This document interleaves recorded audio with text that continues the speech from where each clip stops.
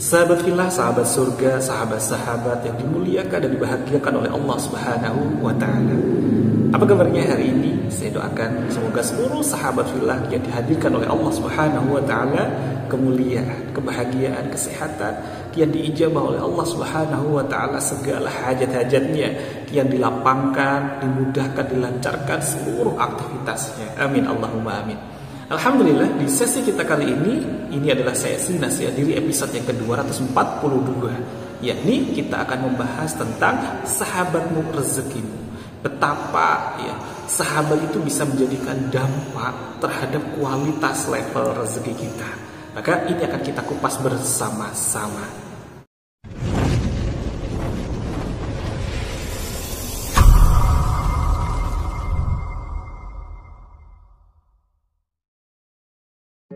Sahabat fillah, sahabat-sahabat surga yang dimuliakan dan dibahagiakan oleh Allah Subhanahu wa Ta'ala. Tentu kita tahu sebuah radio.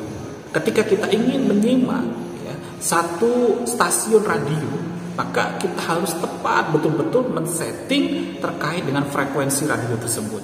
Ketika kita ingin berada di level frekuensi yang sama, maka kita akan maksimal, optimal dalam menyerap informasi apa-apa yang disampaikan lewat radio tersebut. Begitu pula dengan rezeki. Maka rezeki pun ada frekuensinya, ada levelnya. Ketika kita sudah benar-benar men-setting diri kita benar-benar berada di frekuensi yang sama dengan rezeki, frekuensi yang sama dengan berlimpahnya rezeki, maka kita pun kian mudah untuk diguyurkan rezeki demi rezeki oleh Allah Subhanahu wa Ta'ala. Dan salah satu agar menjaga diri kita itu senantiasa di level frekuensi rezeki yang sangat tepat adalah kita harus senantiasa menjaga frekuensi kita, termasuk sahabat-sahabat kita, orang-orang di sekitar kita yang tentunya sangat berdampak terhadap kualitas rezeki kita. Maka Rasulullah SAW bersabda bahwasanya ini ada dalam hadis riwayat Bukhari, pemisalan seorang teman yang baik dengan teman yang belum baik itu yang dimisalkan oleh Rasulullah SAW dengan seorang penjual minyak wangi dan seorang pandai besi. Kalau kita berteman dengan orang yang baik, berteman dengan orang-orang yang menjual minyak wangi ini adalah sebuah simbol bahwa ketika kita dekat terus dengan orang-orang yang solih, orang-orang yang bertakwa, orang-orang yang frekuensinya positif, maka kita akan ketularan, kecipratan. Kita akan senantiasa terjaga kualitas frekuensi kita di zona-zona yang sangat positif. Jadi ketika kita, yang disampaikan oleh Rasulullah, ketika kita berteman dengan penjual minyak wangi, minimal kalau kita tidak diberikan hadiah oleh mereka berupa minyak wanginya, tentu kita akan membelinya. Kalaupun toh tidak, kita enggak mendapatkannya, tidak membelinya, kita pasti masih dapatkan fadilah berupa apa? Aroma wangi dari penjual minyak wangi tersebut. Sebaliknya, ketika kita berteman dengan seorang pandai besi, kalau kita Masya Allah dekat-dekat dengan orang-orang yang tidak baik, pasti kita akan kecipratan ketidakbaikannya. Maka frekuensi kita akan turun, tidak berada di zona frekuensi rezeki. Maka sahabat-sahabat fillah, sahabat surga yang dimuliakan dan dibahagiakan oleh Allah Subhanahu wa Ta'ala, Rasulullah SAW pun juga berpesan kepada kita semuanya. Kalau kita senantiasa dekat dengan seorang pandai besi, Masya Allah, kita akan apa? Akan kecipratan, percikan dari besi tersebut. Dan kalaupun kita tidak kecipratannya, kita pun masih tetap bisa mencium aroma tidak wangi dari asap pandai besi tersebut. Masya Allah. Maka inilah pentingnya untuk menjaga kualitas diri kita, untuk senantiasa dekat dengan Allah Subhanahu wa Ta'ala, sang pemilik rezeki. Jadi bagaimana? Maka kita harus berlatih-latih pula, berhati-hati dalam senantiasa mencari sahabat-sahabat yang solih, lingkungan yang positif untuk senantiasa menjaga kualitas frekuensi rezeki kita. Lalu bagaimana caranya agar kita menjadi mencari seorang sahabat, mencari seorang guru, mencari orang-orang yang bisa menjaga frekuensi rezeki kita?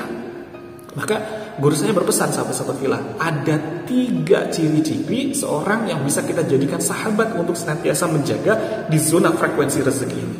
Apa itu?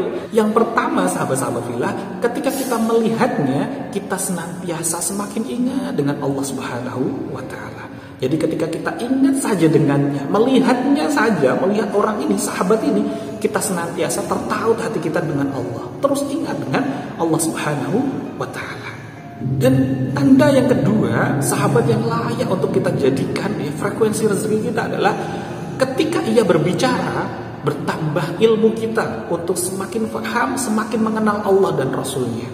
Dan tanda yang ketiga bagi mereka-mereka yang layak untuk kita jadikan sahabat sebagai wasilah untuk semakin naiknya frekuensi rezeki kita adalah makin bertambahnya semangat kita, semakin bertambahnya ghirah kita untuk semakin beramal solih sebagai bekal untuk senantiasa di hari akhir kita kelak, di hari akhirat kita.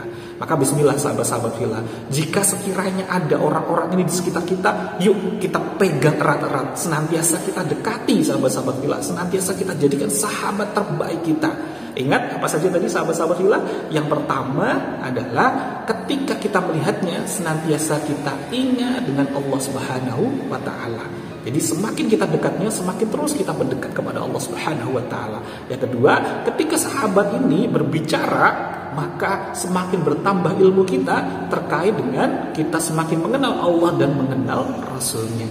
Dan yang ketiga, ya, Masya Allah, ketika kita bersamanya, semakin tumbuh rasa cinta kita, semakin tumbuh rasa semangat kita, motivasi kita untuk terus beramal solih.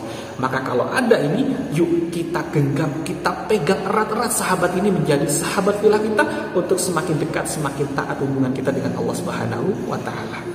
Beberapa hari yang lalu sahabat-sahabat fillah, ya, guru saya Habib Ali Zainal Abidin, ya, Al-Qaf, beliau menyampaikan, ketika kita itu senantiasa bersama-sama dengan orang-orang yang soleh, ketika kita itu bersama dengan orang-orang yang senantiasa dekat dengan Allah Subhanahu wa Ta'ala, awalnya kita akan terpaksa sahabat-sahabat fillah, tapi kita lama-lama akan terbiasa menjadi pribadi-pribadi yang turut soleh juga.